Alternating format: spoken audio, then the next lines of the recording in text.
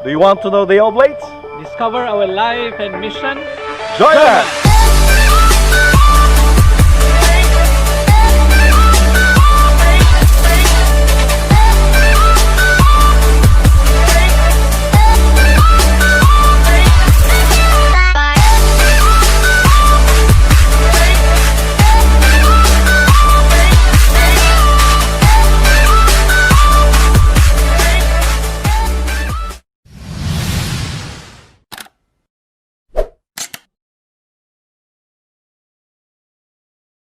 Good afternoon.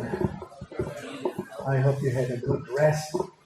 You know, my original plan for this retreat was just give you biblical words and reflect on that. But then I said, maybe after going through this, you receive your copy of this, of the section on religious life, maybe I should share with you something that happened to me when I was taking my sabbatical. I did share this already with 2 or 3 groups, ongoing formation group. I shared this first and foremost to our group, our age group, and then I shared it with the group of Ross, but I'm sure you don't remember, so it's okay. So another group, but it has been elaborated and modified and expanded. And I will consume 2 conferences on this afternoon and tomorrow. But today I want to reflect on this. The first issue is religious life. Is it a search for perfection, or is it a search for God? You know, the seed of this conference was planted during my sabbatical year. You know, after my term as provincial, I went on sabbatical. The first half was I spent at CTU, the Catholic Theological Union of Chicago, and I did biblical study there. And then the second part, I went to Berkeley, and I remember attending the conference of Barbara Fianda. In fact, she came, she's a very famous speaker, and she came here for the Sisters of Notre Dame, what is the New Zealand Sisters? RNDM, she was the speaker. And I had a chance to talk with her, and I even asked for her signature on my book, because I have a good number of her books. She's very good. But I remember the first time I encountered her, and she went up the podium, and the conference room, you know, the hall was filled with priests and religious, nuns, you know, nuns and priests and religious, male. And then she went to the podium, and maybe for a minute, she did not utter a word. And she just looked around at us, like this. And then she uttered these words: "Not all of you here are meant to be priests or religious." And you got a nervous laugh. And that shook me. I also laughed, but it shook me. I was doing my sabbatical. I was celebrating my 25th year as a priest, and I almost decided to leave. Those words shook me. I had to go back to the roots of my vocation. And, you know, I don't know whether it's fortunate or unfortunate. I was left alone in the Oblate house because Ernest Sylvester was moved out of we were just together, 2 of us, and he was moved out of moved to Florida, and I was left alone, and there was no other Oblate priest there. I practically took over the parish. So I was alone. I was reflecting on that. Should I continue? Plus all the baggage that I carried after my term as provincial, you know, and so, you know, I don't know how long it took me. Finally, at the end of that long journey, the longest journey I made in my life, I took a vow alone in the chapel. That was my real profession. 25 years after. Anyway, so this is the fruit of my reflection, okay? At the heart of religious life, you know, I have to ask, what is the heart of religious life? What is at the core of religious life? What is it? For me, the heart of religious life is search for God. That's what we profess. We profess to search for God. Doctors, of course, everybody has to search for God, whatever your profession is. Doctors profess to heal the sick. Lawyers profess to bring justice to the victims of injustice. Engineers profess to build safe structures. Fishermen profess to give food. So everybody, religious profession is to search for God. That is the heart of our vocation, to search for God. Therefore, the vows, the constitutions and rules, and what is contained in the constitutions and rules, the discipline and the rules, the rhythm of our life, the routine that we follow, and our profession of stability and perseverance, they are just there to help us in our search for God. They are there to help us in our search for God. And that has a consequence, an effect to our formation. So we have to look back at our formation. All these things, the search for God, the vows, the rules, and disciplines are meant there to help us mature. Because this is one of the biggest problems in religious life and in the priesthood is maturity. A lot of the problems we encounter that we ourselves experience is lack of maturity. Lack of maturity. So all this process of maturation, the constitutions and rules, again, the discipline, the rules, the rhythm, the stability, are all there to help in the maturation process of each one of us. And if we understand that the heart of religious life is a search for God, and that vows and constitutions are there to help, then we begin to understand that the vows are gifts. And therefore, the vows are experienced as love. It is experienced as a gift received. And therefore, experienced as liberating. It should be that. That should be the experience of a mature religious who understood the meaning of the vows, are just there to help in our search for God.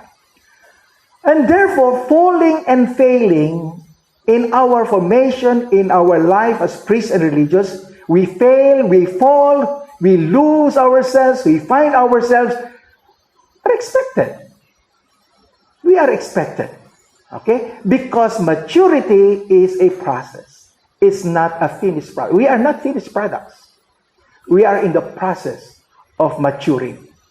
However, what happened is, in the history, the search for God somehow disappeared. And it was replaced by the vows. And that's why I was looking at this, this one. Integrity. You will see that religious life is constantly defined as vowed life. And it is mentioned 10 times. So I'm just saying that to show that the emphasis is on the vows. Okay. If that is the case, if we emphasize, if we put the vows at the center, at the heart of religious life, and replace the search for God, the whole experience is changed. The vows, we all experience fear and guilt because we fail to achieve perfection. Then, the vows are experienced as giving up. And it becomes oppressive for many religions. That's the experience, okay? And then, what happened next? The rules, the constitutions, the rhythm, the routine, stability. The perfection now is the objective, to be perfect.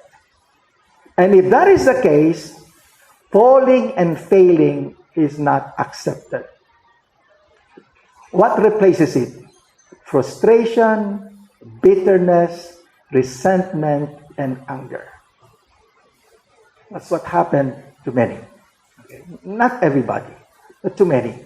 And as I've said here, our Acts of the 8th Provincial Congress, in Section 2, page 18, religious life is strongly defined as vowed life.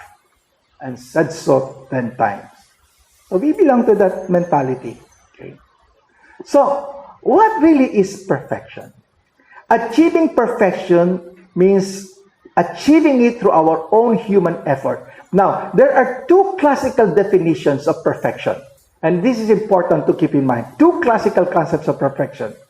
The first one is the Greek concept of perfection, and the second one is the Hebrew understanding of perfection. Okay? How do the Greeks and Greek philosophy and writings understand perfection? Perfection means no deficiencies, no faults, no flaws. And it is reflected in a lot of statues and images of the Greek culture and the Greek world. Perfect. Perfect. That's what it is. You can see the human body perfect. And therefore, it means to measure up to some ideal standard, to be completely whole, to be completely true, good, and beautiful. And consequently, to be perfect is never to sin.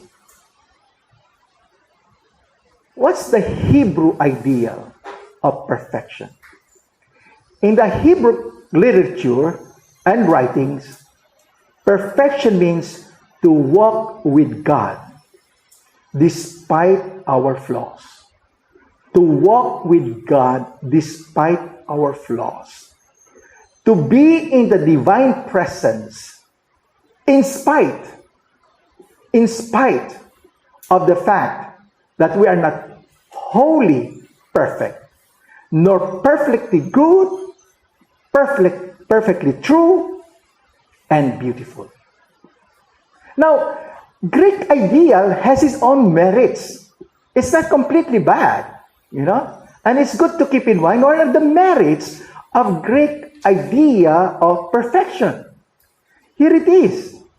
The Greek ideal of perfection is a constant challenge against mediocrity, against laziness, against giving in to the line of least resistance, and settling for what is second best.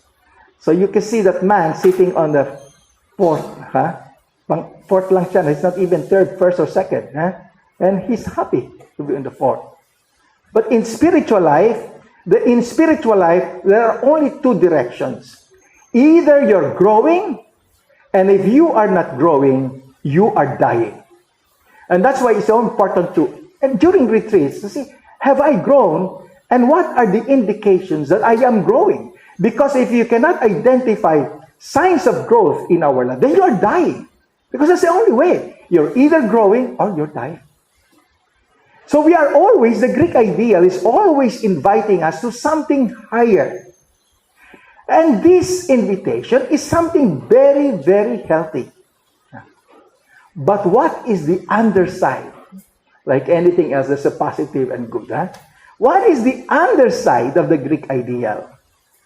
It is this: nobody can measure up.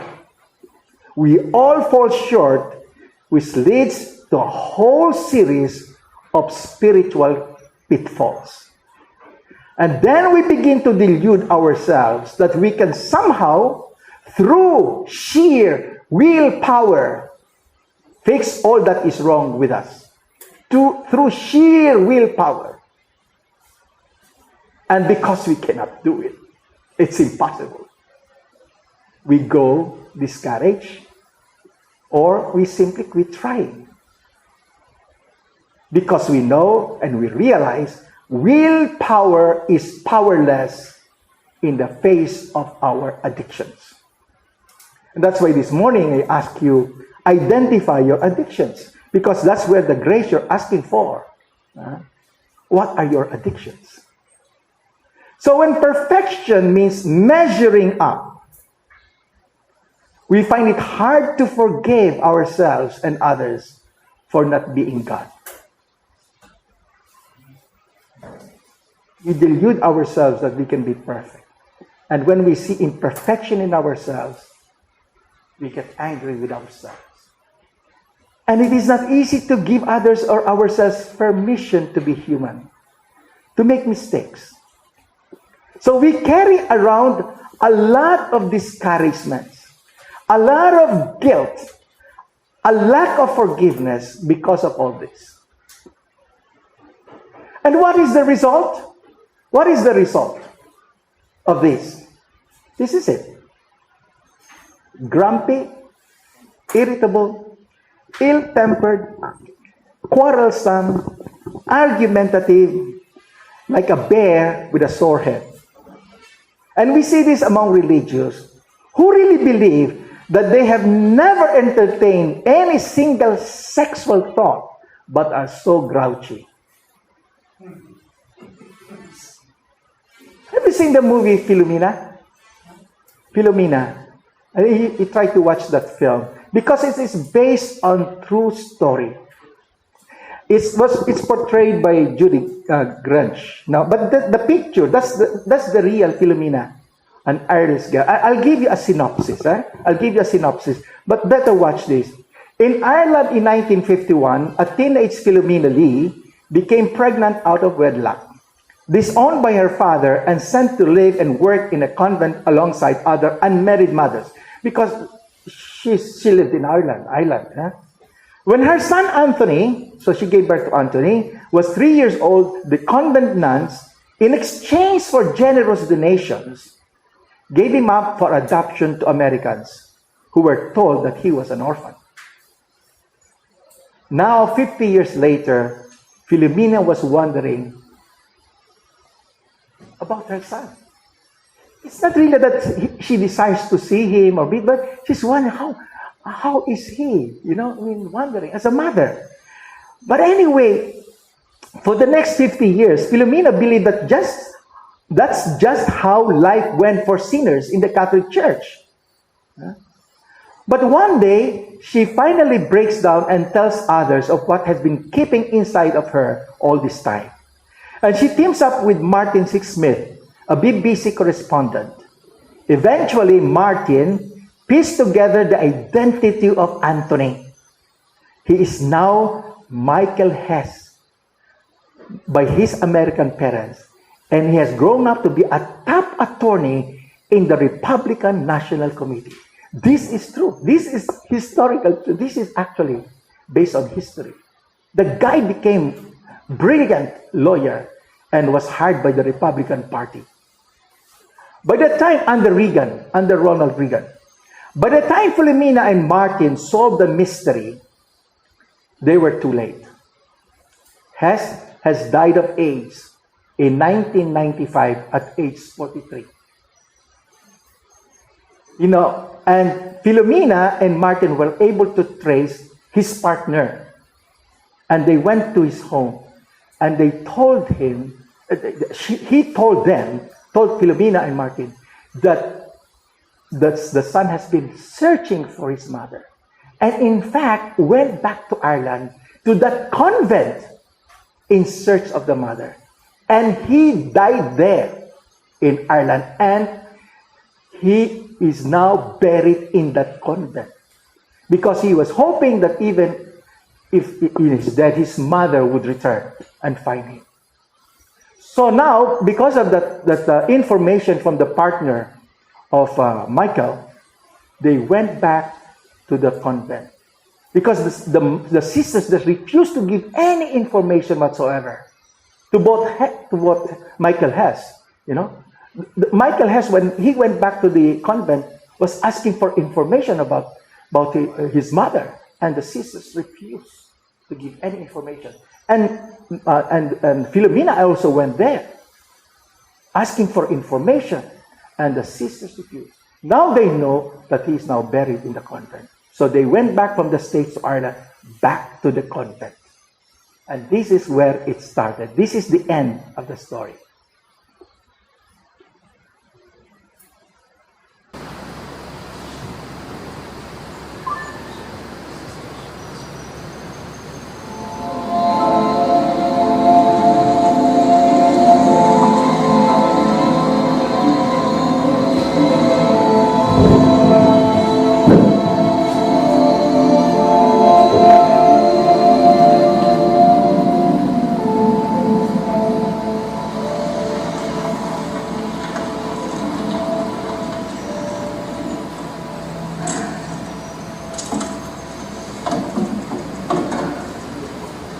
come full circle. Yes. The end of all our exploring will be to arrive where we started and know the place for the first time. Oh, that's lovely, Martin. Did you just think of that? No, it's T.S. Eliot. Oh, well, never mind. It's still very nice. Shall we go in? You're not going to make a scene in there, are you? I just want to ask a few questions. I don't want any tea. I don't want any cake.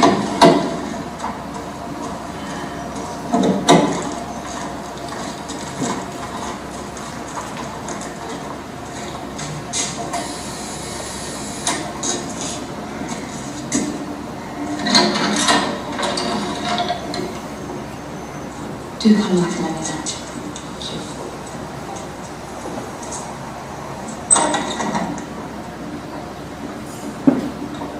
Sister Kai's asked if you can wait in here for her.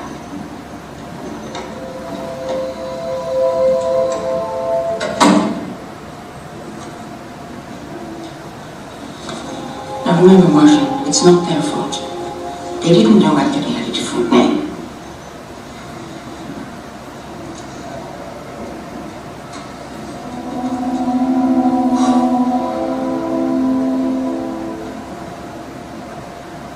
One of them didn't.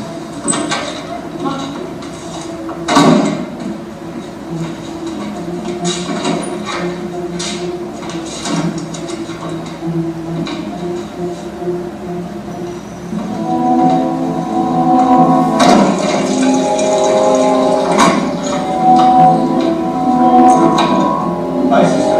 Good mass. I'm nervous. Excuse me, what do you think you're doing? You're not allowed in here. He just walked straight in. This is complicated. Don't behave.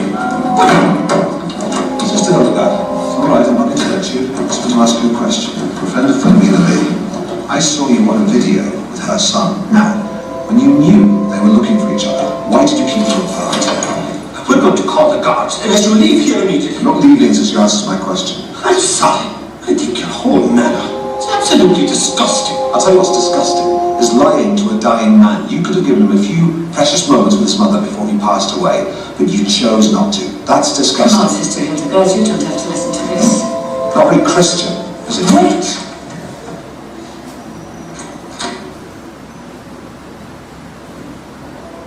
Let me tell you something. I have kept my vow of chastity my whole life. Self-denial and mortification of the flesh. That's what brings us closer to God. Those girls have nobody to blame but themselves and their own carnal incontinence. Sister Hildegard, please. You mean they had sex? What's done is done. What do you expect us to do about it now? Nothing. There's nothing to be done or said. I found my son. That's what I came here for. Martin. Hang on. I'll tell you what you can do. Say sorry, how about that? Apologise. Stop trying to cover things up. Get out there and clean all the weeds and crap off the graves of the mothers and babies that died in childbirth. Their suffering was atonement for their sins. One of the mothers was 14 years old. Martin, that's enough. The Lord Jesus Christ will be my judge, not the likes of you. Really, because I think if Jesus was here now, he'd take you out of that fucking wheelchair and you wouldn't get up and walk. Stop! I'm sorry. I didn't want to bring him in here like this to make a scene. Why are you apologising? Anthony was dying of AIDS and you still wouldn't tell him about you. It happened to me, not you. It's up to me what I do about it. It's my choice. So what, you're just going to do nothing? No. Sister Hildegard, I want you to know that I forgive you. But just like that? It's not just like that. That's hard. That's hard for me. But I don't want to hate people. I don't want to be like you. Look at you. I'm angry. Well, must be exhausting. Sister Claire, I wonder would you be so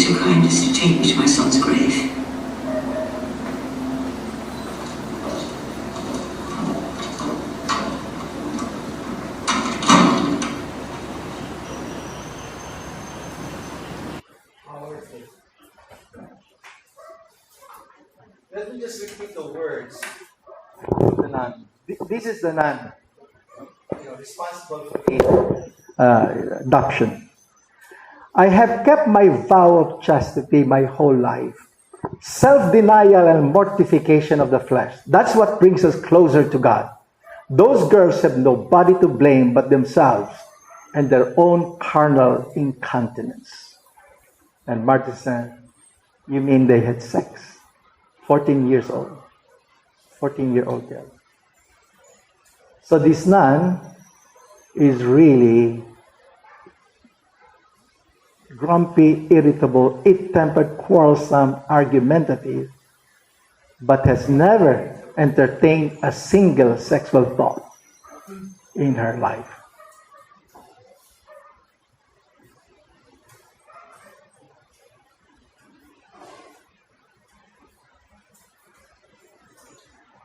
All on our own, we can never measure up. In other words, we can never be perfect in the Greek sense of the word. But while perfection is impossible to achieve, this is the dangerous thing. It can be faked. It can be faked. And worse, it can be faked in the name of holiness. We obey the rules, we defer our opinion, we follow the crowd, we say nothing when the world is crying for something to be said. And before we know it, we think we are sinless. In formation, we call that submarine. While in formation, they submerge. After ordination or profession, what happens? They emerge. You brood of vipers and whitewashed sepulchres. That's how Jesus describes it. But what is God asking of us? That we bring our helplessness, that we bring our weaknesses, our imperfections and our sins constantly before Him. That we walk with Him. And never hide from Him. Never hide from Him. The way Adam and Eve hid from God. So, every time I give a retreat, I have this question that I give to retreatants. What do you think will happen if you allow God to enter your heart, even in those areas of your heart where you yourself do not want to enter? What do you think will happen if you allow God to enter your heart, even in those areas of your heart where you yourself do not want to enter? The will of God is broad. It's not specific. Our greatest challenge in life is to become the best human being we can be. That's the will of God. To become the best person we can be. Not in comparison with anybody. Not in comparison. If you are a good sweeper, be the best. If you're a good cook, be the best cook. Whatever. Because perfection is a mathematical term. 1 + 1 = 2. It cannot be 2.5 or 1.9. But if we want to redefine perfection and to use it and apply it to ourselves, then it is the capacity to accept other people's imperfection, but especially our own imperfection. Especially our own imperfection. Saint Augustine said, this is our perfection, to find out our imperfection.